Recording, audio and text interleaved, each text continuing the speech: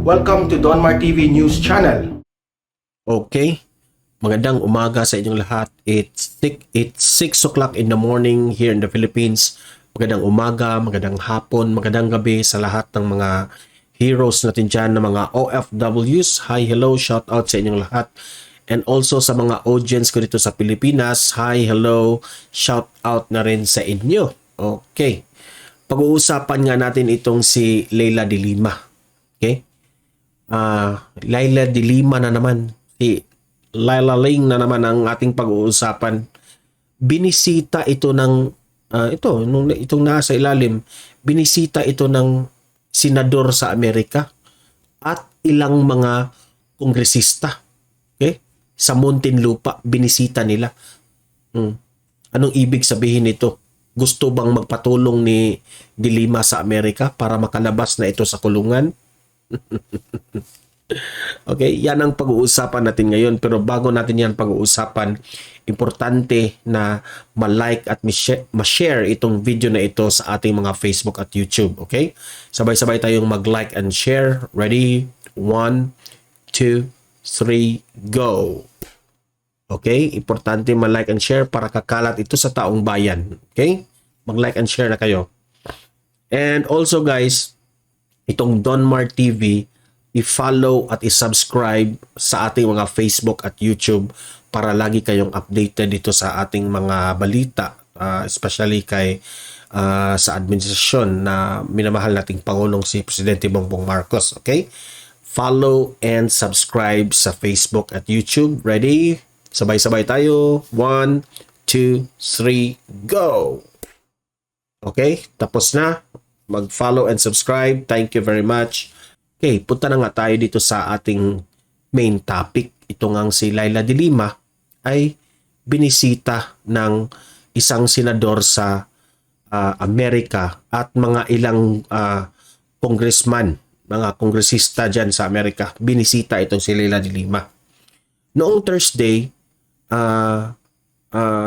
pumasok sila, yung itong mga senador. No? Itong senador, no? Pumasok siya. May kasama siyang ilang mga kongresista, ngunit hindi sila pinapapasok sa Muntinlupa na kulungan, sa jail. Kasi nga may COVID protocol doon, no? Hindi man kayo basta-basta makapasok. Ngunit by Friday nakapasok na sila. Okay? Binisita nila si Leila de Lima at binalita ito, no?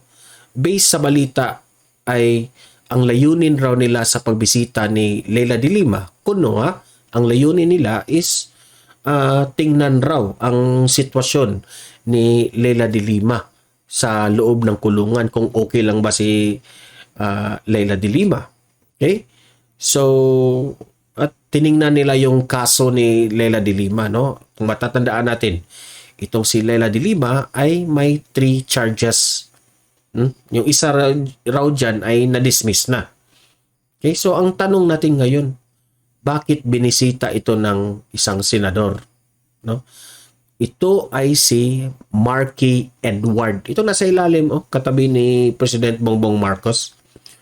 So, kaya nga, itong si Marky Edward ay binan na ito ni Pangulong Duterte. Ni-ban ito.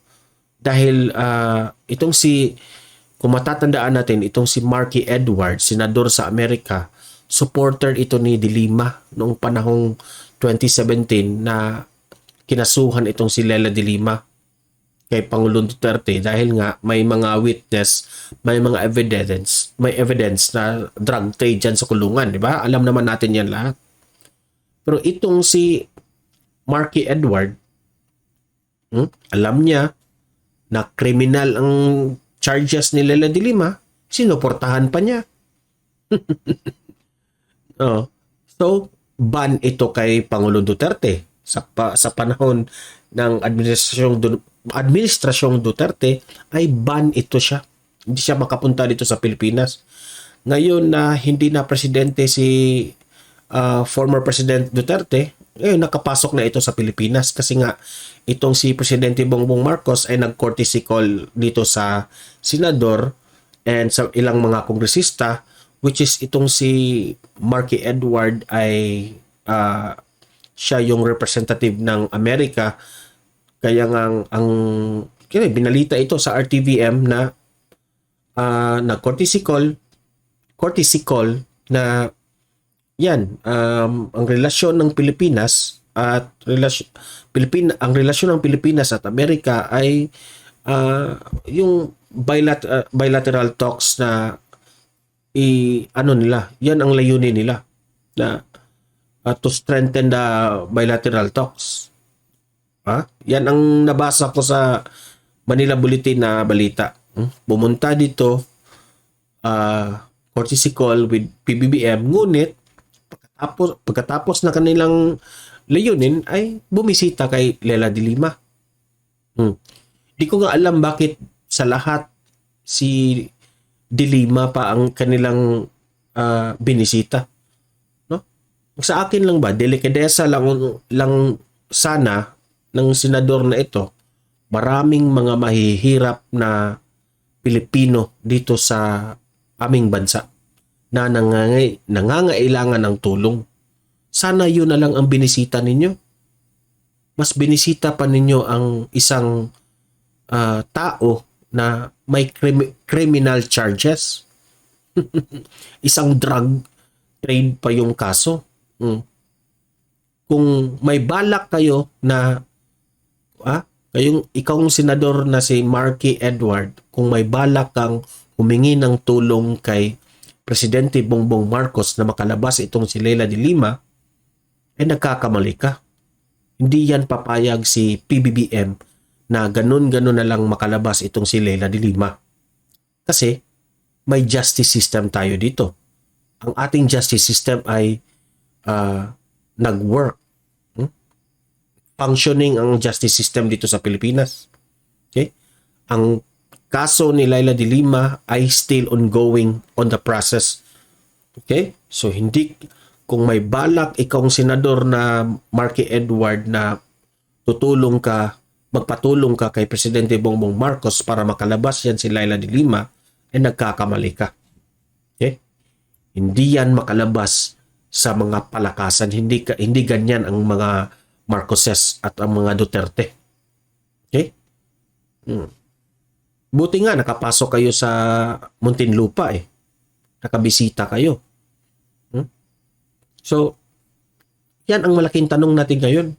Bakit binisita?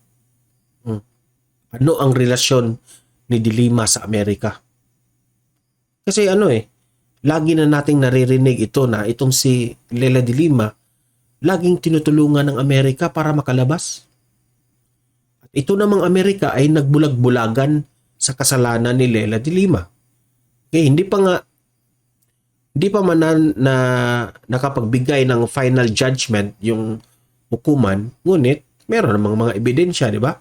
So hindi tayo pa makapag-judge dyan.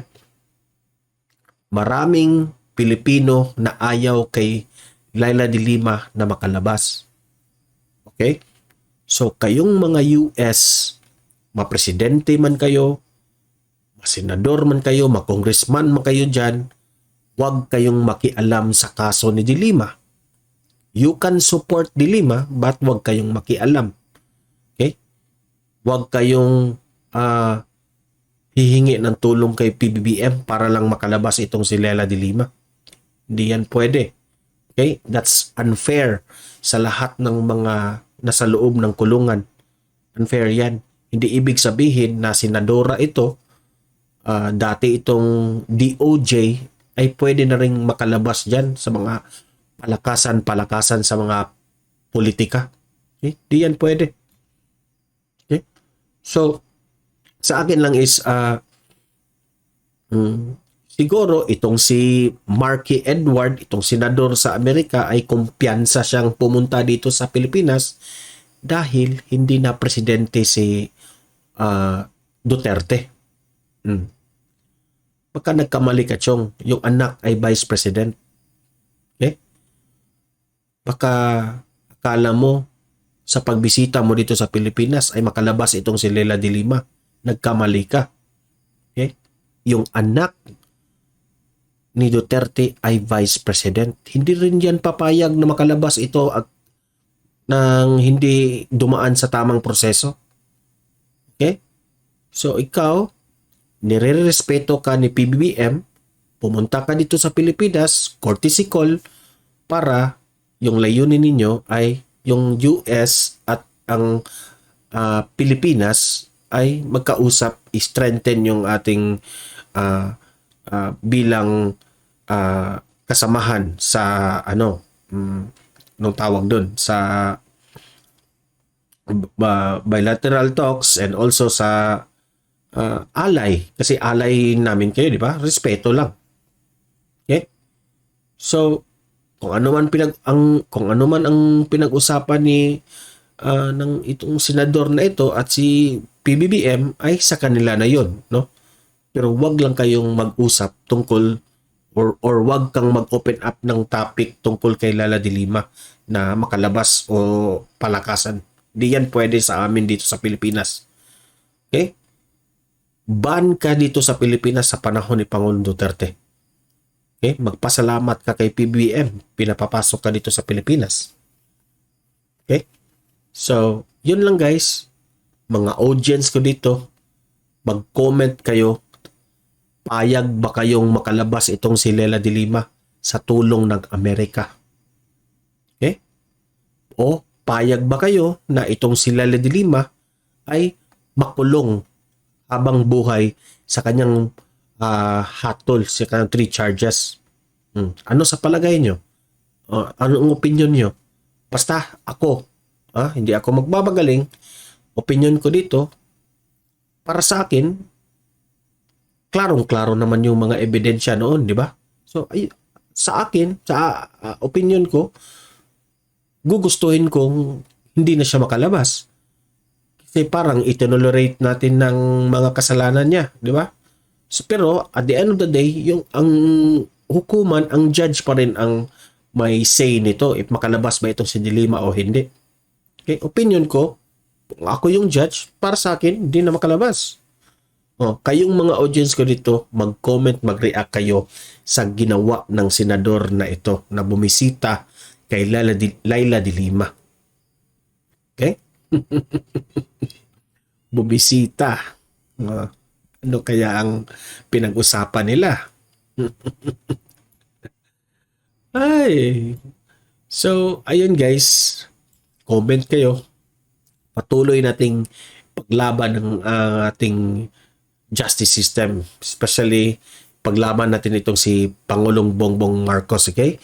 Importante, again, remind you, like and share this video para kakalat ito sa taong bayan, at i-subscribe and follow itong Donmar TV sa ating Facebook at YouTube. Okay? Para lagi kayong updated sa ating Pangulong Bongbong Marcos.